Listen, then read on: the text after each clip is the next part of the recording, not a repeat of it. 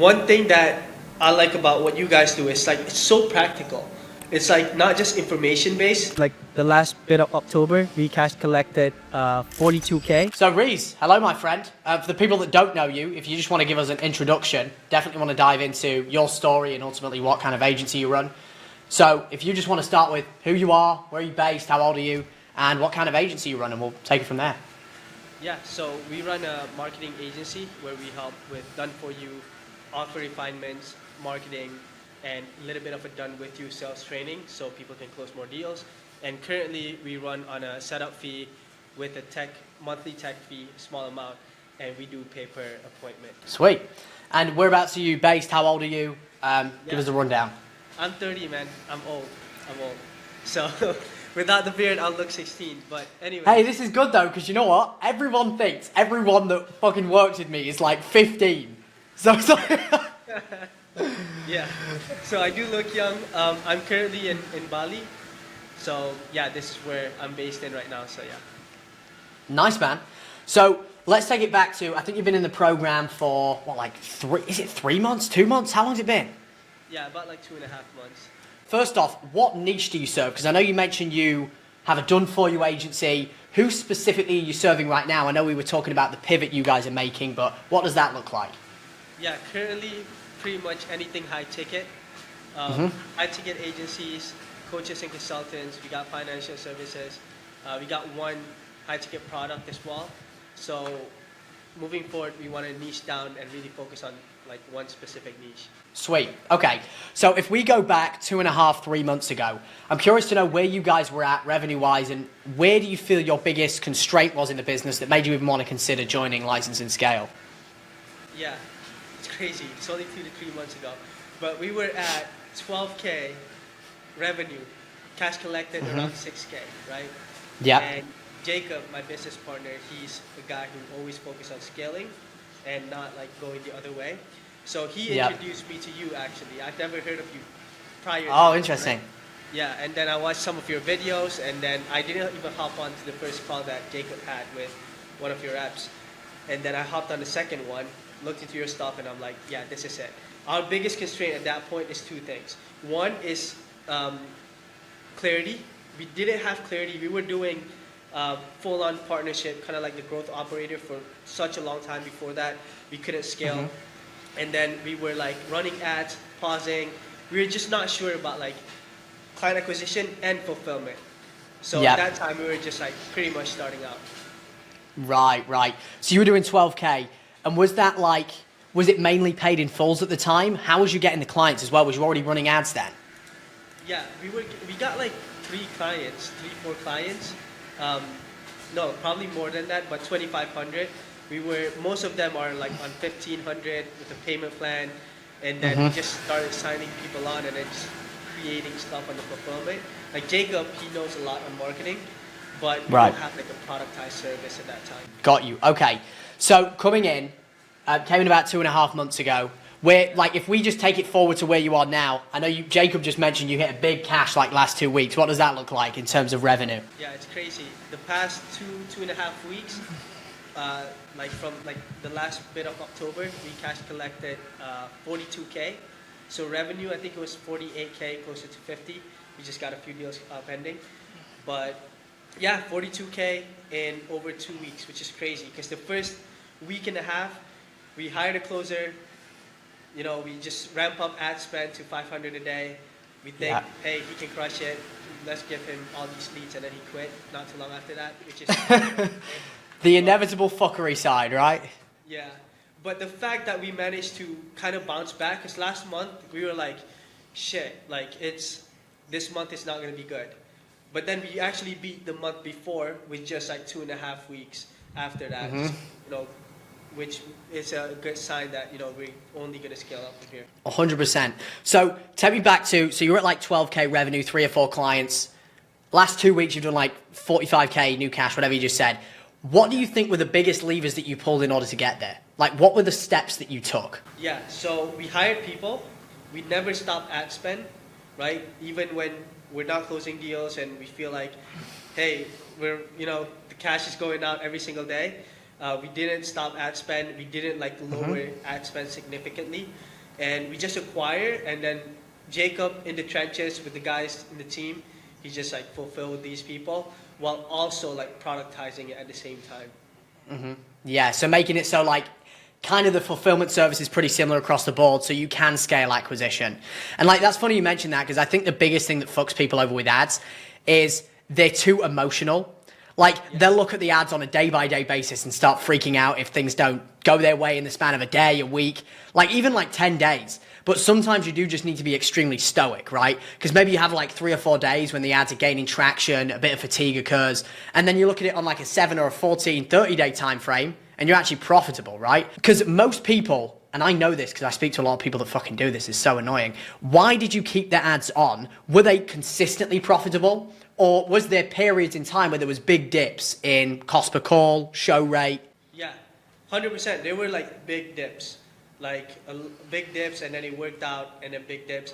And then as we get better and better, like me getting better at closing, understanding the fulfillment, just having more conviction, and just like Jacob knowing what to do more, and just having a team behind it to actually make some changes on the ad side of things. There's less dips, I would say. Like, I don't even know if there's dips anymore because I don't look at it on a day-to-day basis now. I'm at a point where I understand that's just the ads game, right? Like, you might go a week spending a whole lot. You might go $1,000 without closing anyone. That's like really normal. But then if you stick to it, that's when you will go past that and start making money. A lot of people fail because they don't go past that. And that's why we were slow in scaling at the start, because we went through that period. Yep. And so you did 12K, 45K in 2 weeks. What were the key hires that you made? I know you mentioned that you were able to bring some people in to help you scale, that you otherwise, obviously, like you were really stuck in stage 2 of the agency delegation dilemma, right? Where you're doing everything, which obviously you still have things that need to be delegated, of course. But what were the key hires that you made that allowed you to scale up to that point to now?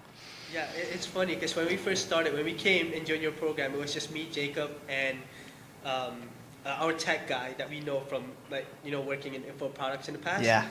And when we had the onboarding call, bro, you gave us so much clarity. Like you're like, okay, do this, like just step-by-step process, right? Like hire a setter, get someone in as a CSM. And that kind of like break my beliefs, because I thought, okay, hiring, you don't know what they're going to be like. I don't want to give this role away. Is he going to perform to the same standard? Paying them, like, are we going to be able to pay them at the end of the month? But you're like, just go for it. Like, this is how you're going to scale. So you gave us that clarity. We hired a CSM, an account manager, and a tech guy, and a setter as well. I mean, no, an assistant to the tech guy and a setter. Cool. And it's funny you mention that, because that's actually very common on like every single onboarding call. The people that are below like 20, 30K, they're like holding so high on this like 90% margin, and they're afraid to let it go. But if they want to get to like 100K, the reality is you've got to be okay with the fact that margin's going to dip temporarily.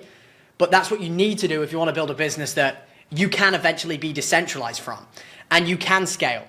Because otherwise, you are essentially just a glorified freelancer, right? It's like you work 15 hours a day, and everything you work on is low leverage shit majority of the time, which pulls away from your ability to focus on the higher leverage things, you know? Yeah, 100%. And like people say, right? Nothing's going to change until you make a change, right? So we were trying to brute force our way to 50K months with such a lean team, and you're like, no, just hire a setter. I thought I could do the call confirmations and all that myself. But now, actually, I just had an interview, a group interview. We're hiring 2 additional setters for the team, right? So, yeah, that's the only way for you to scale. And having that clarity from that onboarding call is really what pushed us through to like actually taking that decision. Because you'll be surprised, people delay stuff for months. That's what we did. We delayed for months, and time goes by quick, right? All it takes is just one decision to do the interview, to start acquiring people, to start paying people. And then things can change, yeah. And it's funny, like sometimes you need to be reminded more than you need to be taught. Because you probably knew months before, oh, we maybe should hire these people. But like just hearing it and just being held accountable to it is like, okay, I'm actually going to get it fucking done now because I put the money down. I've got the SOPs to know how to hire, when to hire, how to onboard. Like, that's usually all it takes. Like the amount of times I've invested in programs where I'm like, oh, everything you told me, I already knew. I just needed someone to tell me it, to affirm that I was thinking on the right track, you know? Yeah, 100%. And that's the thing, right?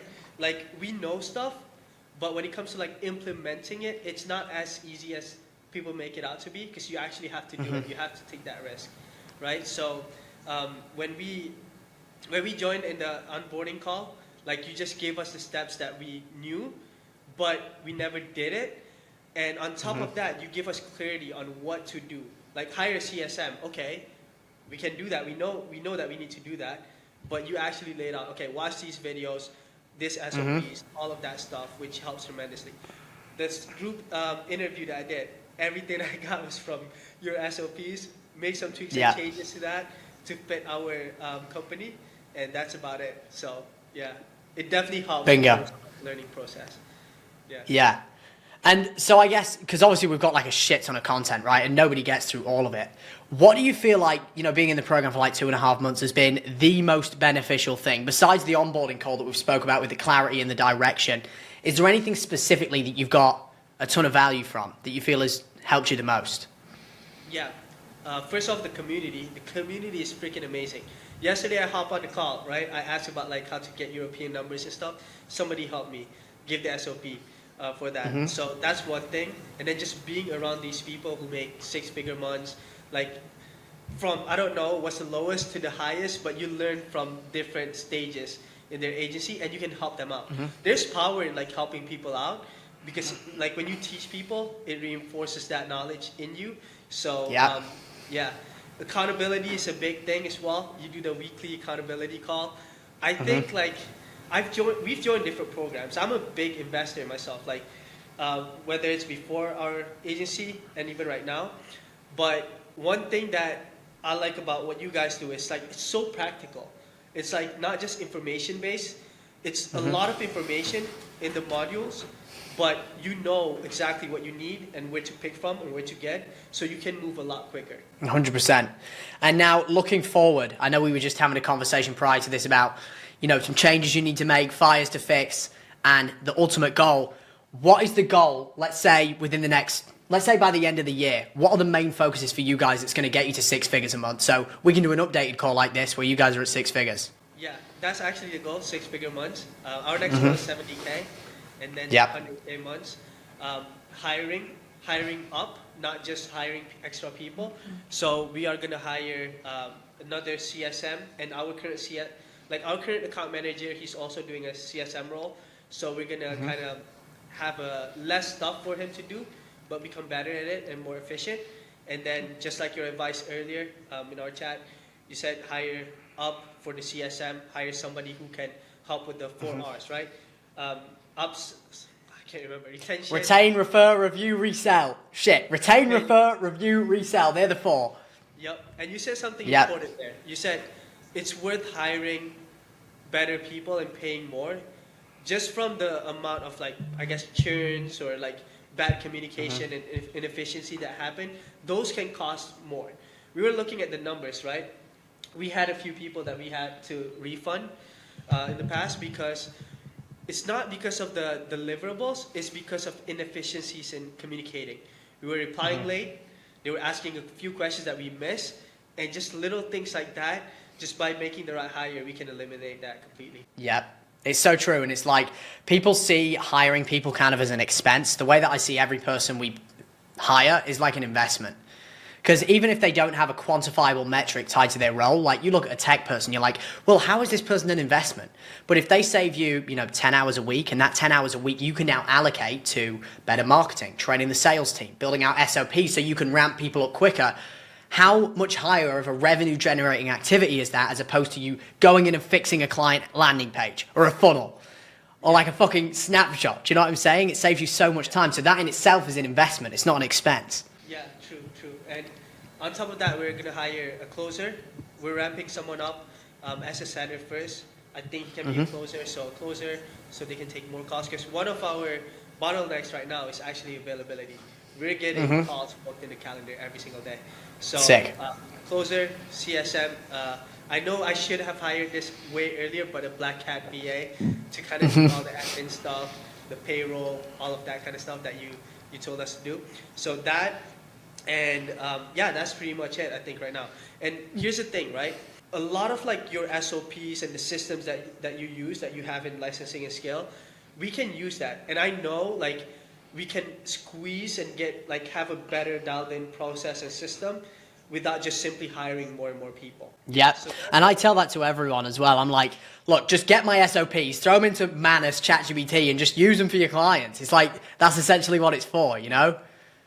Yeah, 100%. It's a game changer. And that's one thing I like about like licensing and scale as well. Like I have yet to find a program or a coaching program that teaches more on those stuff. Operations, hiring, leadership, right? You have recordings for like how you handle a clients who are not Yeah. right? How to do onboarding calls. Like those are extremely valuable, because during those process, if you don't learn all of that and you have to go through that yourself without learning, you're gonna churn, you're gonna have disputes and all of that kind of stuff. So we essentially cut the process and the failures basically. Yeah. Because it's like, it's easy to give a framework, you know? Like, I was thinking about that when I was building the program. I'm like, I could give a framework and just be like everyone else. But, like, I know when I went in a program, the most annoying thing is like, oh, here's how to do it. Here's the framework. But it's like, well, fucking show me. Like, I want to see you doing it, you know? Because, like, not every prospect is just going to go through this framework willy-nilly. Not every client is going to be okay with you following an exit framework. Some of them are going to cry on the call. How do you handle that, you know? And it's like those things that were the main gaps I was trying to fill. But yeah, I'm happy that helped. I guess the final thing I want to wrap up on is, if you were to go back like 2 or 3 months ago when you were at like 12K, what would you say to yourself as like, okay, here's the thing that you know you need to do that you shouldn't, that you know you need to do that you aren't doing, for somebody who might be in a similar boat that's trying to get up to like 42K in a week? Don't be scared, take risk, get help. Like that's the thing, you don't know what you don't know. Like I thought I know a lot, right? I was a closer for like 2 to 3 years. Bro, I learned so much on your sales module, right? When it comes to like selling to like B2B space. So I would say it depends on like how fast you want to scale at the end of the day and how much trial and errors do you want to go through. Don't get me wrong, you're still going to go through trial and errors, but by joining, like getting a mentor like Cam or anybody, it's just shorten the time frame. Like at the end of the day, you're going to waste more money and time and resources by trying to figure shit out yourself, rather than just paying someone who have done it, who have gone through everything. Like we know up to like 300K months, we got everything in licensing and scale. We don't need any more distractions or any other programs. You can just stick here, do what needs to get done, and we'll get to that 300K months. Cool, bro. That's pretty much everything. Appreciate having you on. Anytime, Cam. See you soon. Peace.